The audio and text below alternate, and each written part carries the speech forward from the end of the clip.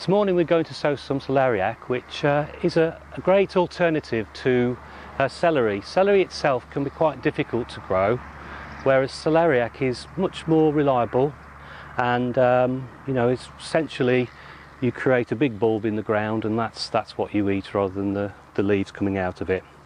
So what you need to do is sow it in March, April for a harvest autumn through to spring. So you know, you can pick it right throughout the winter.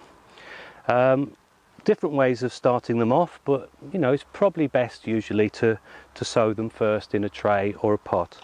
So what you can have is a 4 or 5 inch pot like this, put some multi-purpose compost in, and basically small seeds, just sprinkle a few across the top. They are quite small, you don't need too many, so just put them in a pot, or you could start them off in a seed tray, or even these modular cell trays. So all you need to do after that, because they're so small, you want to put a fine layer of compost on top. You can mix this with vermiculite if you like, which will create more light. Here I'm just going to sieve some of this compost using this riddle. So you just want a light covering like that. Water in.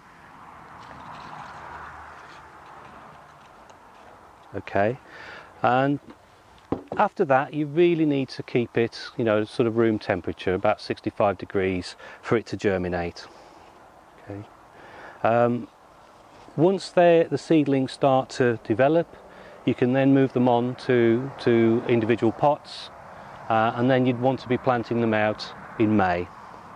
But quite a problem-free crop to grow, and you know, you can be picking it, you know, throughout the winter, even into early spring.